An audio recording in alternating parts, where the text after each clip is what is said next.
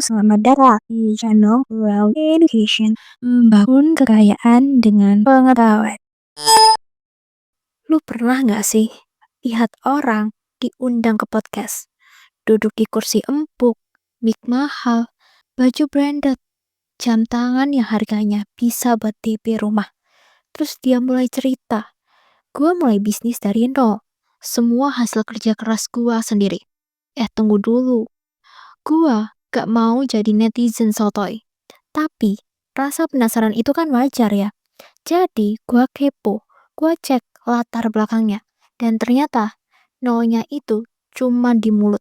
Aslinya, lahir di rumah gede yang halamannya bisa dipakai main bola. Mobil keluarganya ada 3. Bahkan, dari dia kecil, rekening bapaknya tebel. Bisnis keluarga udah jalan dari generasi sebelumnya. Gua diam.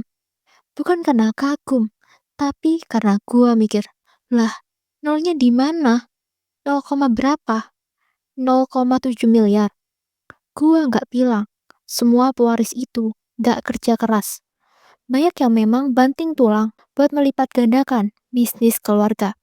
Tapi, lu jangan campur adukan status pewaris sama gelar perintis. Karena 2 kata ini beda dunia. Beda jalur start. Bahkan, beda jenis keringat. Perintis itu tidur di lantai, makan mie instan 2 kali sehari. Kerja 16 jam, bukan buat pamer di Instagram, tapi buat nutup biaya hidup bulan itu. Perintis itu kalau nggak kerja, besok nggak makan. Pewaris, ya walaupun kerja keras, tapi lu udah mulai dari lantai 2, bukan lantai dasar. Jatuh pun masih ada kasur empuk yang nyelamatin. Nah, ini yang bahaya.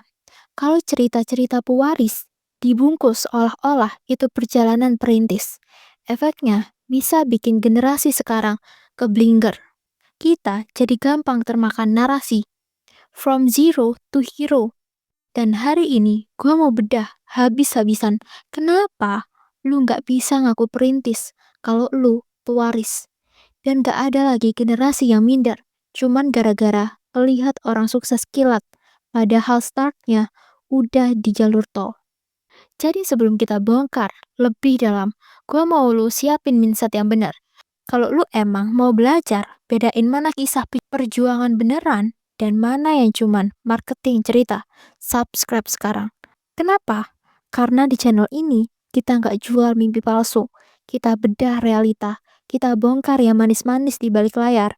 Dan kadang kita kasih lu tamparan biar lu sadar demi kebaikan lu. Oke, siap? Yuk kita mulai. Definisi dan perbedaan perintis versus pewaris. Analogi gunung. Gua kasih lu analogi sederhana. Lu bayangin, ada 2 orang mau naik gunung. Si A, perintis jati, mulai dari kaki gunung. Tasnya beli second. Isinya perlengkapan seadanya. Dia nyari jalur sendiri. Jalannya becek, licin, hujan turun tanpa ampun. Sepatunya basah, kakinya lecet, jatuh berkali-kali. Tapi dia bangun lagi. Karena kalau dia berhenti, dia ketinggalan. Dan gak ada yang nolongin. Sementara si B, pewaris, dia gak mulai dari kaki gunung. Dia langsung di drop helikopter di pos 3. Pemandangannya udah cakep, udara segar, bawa semua perlengkapan. Tenda udah berdiri, dan makanannya bukan mie instan, tapi stik panas lengkap sama minumannya. Sama-sama naik gunung. Iya, sama-sama capek. Mungkin, tapi jarak startnya beda jauh. Perintis itu harus bikin jalannya sendiri. Motong ilalang, nerabas semak, nyebrangin sungai tanpa jembatan. Dia nggak punya blueprint, nggak ada GPS, nggak ada jaring pengaman kalau dia salah langkah. Pewaris, dia tinggal lanjutin jalur yang udah dibuka orang tua atau keluarganya. Kadang dia tambahin sedikit modifikasi. Misalnya, jalannya dipaving atau posnya diperluas. Tapi jalur utamanya udah ada. Masalahnya, di media sosial, 2 cerita ini sering dibungkus dengan narasi yang sama. Saya memulai semuanya dari nol. Nol. Nol siapa? Nol yang mana? Kalau nolnya udah ada jalur tol, rest area, dan bensin gratis, itu namanya bukan nol murni. Bayangin, lu lagi ngos-ngosan dari kaki gunung, baju basah kena hujan, otot kaki udah gemeter. Terus di tengah jalan lu ketemu orang yang baru turun dari helikopter. Dia selfie, post di Instagram, tulis caption, "Perjuangan keras ini akhirnya membuahkan hasil. Kalau gua bisa, lu juga bisa." Lu nggak pengen lempar batu ke helikopternya? Mereka bukan perintis, mereka penerima estafet. Alias, mereka dapat warisan yang nilainya bikin kepala lu pening kalau dibaca nolnya satu-satu. Artinya, banyak orang kaya hari ini sukses bukan karena mereka berjuang sendirian dari bawah, tapi karena mereka udah pegang obor dari generasi sebelumnya. Mereka nggak perlu nyalain api dari korek yang habis-habisan lu beli dari gaji harian. Gue mau tanya sama lu, kalau start lu udah punya modal miliaran, akses ke jaringan kelas atas, dan bisnis keluarga udah ada, tinggal diterusin, pantas gak lu bilang, gua sama kayak lu, start dari bawah. Gua gak anti pewaris, tapi coba lu pikir, kalau lu start balapan dari garis finish, terus lu bilang ke penonton, kalau gua bisa menang, lu juga bisa kok. Itu namanya motivasi atau stand up comedy. Dan yang bikin gua kesel, efek narasi ini nyampe ke C yang lagi berjuang dari bener-bener bawah. Mereka lihat sosok ini sukses di usia 25 tahun. Omset miliaran, masuk Forbes, diwawancara di TV. Terus mereka mikir, kok dia bisa secepat itu? Gua enggak. Jawabannya simple. Tracknya beda, starting pointnya beda, medannya beda. Yang satu start di aspal mulus, ada tim support, ada sponsor. Yang satu lagi start dari jalan tanah berlumpur, sendirian, tanpa peta, dan kalau jatuh, ya bangun sendiri. Jadi, kalau lu ngerasa hidup lu berat, bukan berarti lu gagal. Lu cuma lagi nanjak gunung tanpa lift. Dan percaya sama gua, kalau lu sampai puncak tanpa warisan, lu nggak cuma dapat view, lu dapat mental baja yang nggak bisa dibeli sama siapapun. Kenapa harus jujur soal titik mulai? Gua mau lurusin dulu biar jelas. Gua gak nyerang semua pewaris. Banyak pewaris yang memang kerja gila-gilaan, tidur cuma 4 jam sehari, ambil resiko gede, dan bener-bener bikin bisnis keluarga mereka naik 10 kali lipat. Kalau lu kayak gitu, respect gua buat lu 100%. Tapi, kejujuran soal titik mulai itu penting banget. Kenapa? Karena konteks itu segalanya. Beda cerita kalau lu bilang, gue pewaris, tapi gue kembangin bisnis ini jadi 10 kali lipat. Gue bakal angkat topi, tepuk tangan, dan gue bahkan mau belajar dari lu. Tapi, kalau lu bilang, gue mulai dari nol. Padahal, nol lu udah di saldo 7 digit. Rumah udah luas, mobil udah ada. Itu namanya pembohongan publik terselubung. Lu sadar nggak? Sekali lu ngaku, start from zero, padahal enggak. Lu bukan cuma nipu orang, lu juga nipu diri lu sendiri. Karena di balik narasi, gua sama kayak lu, ada fakta pahit yang lu sembunyiin. Lu nggak pernah ngerasain ketakutan, tidur besok gak makan. Masalahnya, dunia sekarang penuh sama yang namanya video-video motivasi yang dikemas manis. Musiknya bikin semangat, kata-katanya dramatis, tapi isinya bullshit. Dan konten-konten kayak gini bikin banyak orang minder sama hidupnya sendiri. Anak muda yang bener-bener mulai dari bawah jadi mikir, kok dia bisa secepat itu? Gua salah langkah ya? Gua kurang kerja keras ya? Padahal bukan salah langkah, bukan kurang kerja keras, cuma startnya udah beda. Narasi yang salah itu kayak peta yang dipalsuin. Lu ngikutin arahnya, berharap nyampe tujuan, tapi ujung-ujungnya lu nyasar di tengah hutan. Itu yang bikin banyak orang ngejar ilusi, dan lupa realita. Makanya, kalau lu jujur soal titik lu mulai, lu nggak cuma ngasih inspirasi, tapi lu juga ngasih arah yang benar. Karena inspirasi tanpa realita itu cuma fantasi. Gua kasih lu cerita singkat yang mungkin gak asing sama realita hidup kita. Ada dua orang, Andi dan Budi. Andi lahir dari keluarga sederhana. Bokapnya tukang tambal ban di pinggir jalan. Sejak SMA, Andi udah kerja part-time, bantuin di bengkel, jadi kurir, apa aja yang penting halal. Dia pengen kuliah, tapi tabungannya nggak pernah cukup. Kadang harus mikir, bayar listrik atau beli buku. Sementara Budi, bokapnya, pemilik dealer mobil. Rumahnya 2 lantai, garasinya, isinya mobil semua. Budi gak perlu kerja sambil sekolah. Dia bisa fokus belajar, kursus bahasa, ikut les bisnis. Pas lulus SMA, dia dapat modal ratusan juta. Magang, gak usah ngelamar ribet-ribet. Tinggal telepon omnya yang punya perusahaan besar. Langsung masuk. Dia punya akses ke jaringan orang-orang penting, penjabat, investor. 3 tahun kemudian, Budi sukses buka perusahaan. Kantornya mewah, karyawannya puluhan, omsetnya miliaran. Sementara Andi masih kerja serabutan, ngejar cicilan motor yang belum lunas, dan kadang harus pinjam uang buat bertahan hidup. Lalu suatu hari, Budi bikin buku motivasi, tebal 200 halaman. Judulnya, Kalau Gua Bisa, Lu Juga Bisa. Lu gak pengen ngelempar buku itu ke tembok? Karena dari awal, Budi gak main di lapangan yang sama. Kalau Andi main bola di lapangan becak sambil nyeker, Budi main di stadion berumput, sintetis, ada lampu sorot, pelatih profesional, dan wasit yang kenal sama keluarganya. Dan yang bikin nyesek, buku kayak gini laku keras. Orang-orang beli, berharap dapat rahasia sukses.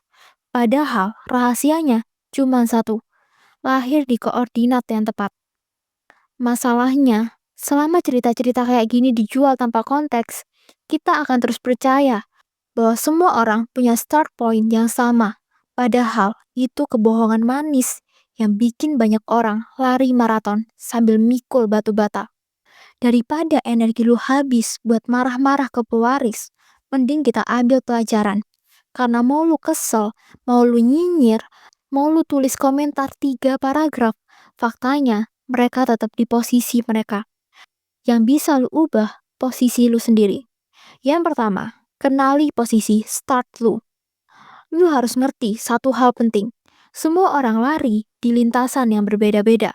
Kalau lu start di kilometer 0, sementara orang lain udah start di kilometer 10, lu nggak bisa bandingin kecepatan lu sama mereka.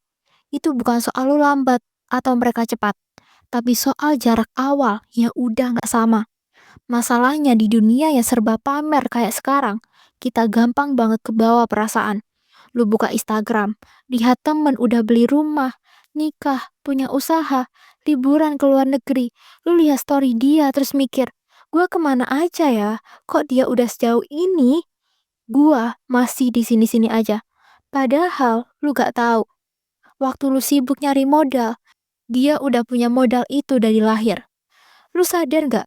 Kalau lu terus bandingin hidup lu sama orang yang startnya udah jauh di depan, lu cuman bikin diri lu capek.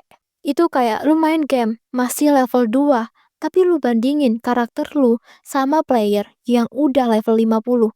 Lengkap senjata langka, dan skillnya mentok. Yang ada, lu frustasi, bukannya naik level. Dan ingat, beda chapter, beda cerita. Jangan bandingin bab 3 hidup lu sama bab 20 hidup orang lain. Karena kalau lu maksain, lu cuman bikin diri lu ngerasa gagal. Padahal, lu lagi jalan di cerita lu sendiri. Kalau lu ngerti posisi start lu bisa nyusun strategi yang realistis. Lu bisa ngehargai progres kecil lu. Bukannya sibuk minder melihat pencapaian orang lain. Karena yang penting bukan siapa yang paling cepat, tapi siapa yang gak berhenti berjalan. Yang kedua, fokus bangun pondasi. Kalau lu perintis, lu harus ngerti satu kenyataan pahit. Lu gak punya jaringan pengaman, gak ada plan B. yang bisa langsung nyelamatin kalau plan A gagal. Gak ada rekening keluarga yang siap di-tap kalau bisnis lu macet. Kalau pewaris jatuh, dia jatuh di kasur empuk. Kalau perintis jatuh, lu jatuh di aspal, sakit, luka, dan kadang bikin lu harus mulai dari nol. Makanya, pondasi lu harus lebih kokoh dari siapapun. Lu nggak bisa cuman bangun rumah yang kelihatan bagus di luar, tapi rapuh di dalam. Lu harus mulai dari hal-hal yang orang nggak lihat. Meningkatkan skill, ngatur keuangan, membangun jaringan, punya mental tahan banting. Lu tahu kenapa gedung pencakar langit bisa setinggi itu? Karena pondasinya ditanam dalam banget ke bawah tanah. Bahkan lebih dalam daripada tinggi beberapa rumah biasa. Kalau cuma bangun pondasi setipis lantai kamar, lu nggak akan bisa nyangka rumah lu bakal tahan badai. Jadi, kalau lu lagi ngerasa jalan lu lambat, jangan minder. Ingat, lu lagi ngebangun rumah dari pondasi. Bukan cuma ngecat tembok biar kelihatan kinclong di foto. Progres lu mungkin gak keren di Instagram, tapi itu investasi biar lu gak gampang roboh kalau ada guncangan. Ironisnya, banyak pewaris gak punya pondasi ini karena mereka gak pernah bangun dari nol. Kalau badai gede datang, kadang rumah mereka yang megah itu roboh duluan, sementara rumah kecil lu masih berdiri tegak karena pondasinya kuat. Yang ketiga, jangan tertipu narasi sosial media. Ingat, nggak semua yang lu lihat di media sosial itu realita. Kamera bisa motong bagian yang nggak mau ditunjukin. Caption bisa dibikin dramatis. Banyak perjuangan yang cuman hasil editan. Banyak dari nol yang sebenarnya nolnya udah di rumah seharga 10 miliar. Banyak modal usaha dari tabungan keluarga dan akses ke network yang orang biasa nggak punya. Tapi di post Instagram atau di YouTube ceritanya dibungkus biar kelihatan kayak drama inspiratif. Lu pernah nggak dengar orang ngomong, gue dulu cuma jualan kecil-kecilan, tapi nggak nyebutin kalau modal awalnya ratusan juta. Atau gue dulu tidur di lantai, tapi nggak pernah bilang kalau lantainya itu di rumah villa di Bali. Nah, itulah kenapa lu harus bisa bedain mana yang beneran, mana warisan yang dibungkus kebohongan. Karena kalau lu gak bisa bedain, lu bakal kejebak narasi palsu. Mikir hidup lu gagal, padahal medan lu sama sekali gak sama. Kalau lu percaya semua cerita sukses di media sosial tanpa mikir kritis, itu kayak minum kopi tanpa lihat isinya. Lu gak tahu itu kopi, teh, atau malah kuah mie instan. Rasanya beda banget. Tapi lu telan mentah-mentah karena bungkusnya kelihatan meyakinkan. Jadi, sebelum lu minder atau termakan cerita, gua juga mulai dari bawah. Tanya dulu, bawahnya dia itu di mana? Bawah versi dia mungkin masih jauh di atas atap rumah lu. Lu gak perlu minder, cuman karena start lu beda. Yang penting, lu punya finish line yang jelas, dan lu jalan terus ke sana. Karena percuma jago di start, di garis depan, kalau lu gak lari. Dan ingat, di maraton kehidupan, yang nyampe finish gak selalu yang start paling depan, tapi yang paling konsisten melangkah. Kalau lu bisa jadi itu, lu gak cuma nyampe, lu nyampe dengan kepala tegak. Jadi gini, kalau lu pewaris, gak ada yang salah.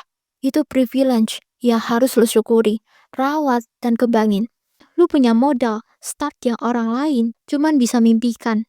Dan kalau lu bisa melipat gandakannya, respect. Tapi, kalau lu pewaris, jangan ngaku perintis. Karena perintis itu berdarah-darah buat nyampe titik yang lu dapetin gratis. Mereka harus jatuh berkali-kali, makan mie instan berbulan-bulan, dan kerja 16 jam sehari cuman buat nutup biaya hidup. Lu nggak bisa nyamain cerita lu sama mereka, apalagi ngejualnya seakan sama. Buat lu yang perintis, jangan minder. Lu punya satu hal yang banyak pewaris gak punya, mental tempur dari nol. Itu aset yang gak bisa dibeli. Itu kekuatan yang gak bisa diwarisin. Ingat, uang bisa diwarisin, jaringan bisa diwarisin, bahkan jabatan pun bisa diwarisin. Tapi nyali, daya tahan, sama mental lu itu cuman bisa dibangun, ditempa, dan diuji lewat jalan lu sendiri. Sekarang, coba lu pikir, kalau suatu hari semua uang, semua aset, semua koneksi lu hilang, lu masih bisa berdiri?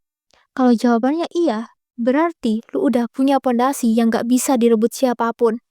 Kalau jawabannya enggak, mungkin selama ini lu cuma berdiri di lantai yang dibangun orang lain. Dan kalau lu ngerti ini, lu gak bakal lagi ketipu sama cerita From Zero to Hero. Jadi, kalau lu ngerasa video ini bikin lu mikir 2 kali sebelum percaya narasi sukses instan, tekan tombol subscribe sekarang juga. Biar kita terus bahas hal-hal yang orang jarang mau ungkap. Tapi semua orang perlu tahu. Karena di channel ini, kita nggak cuma cerita yang manis-manis.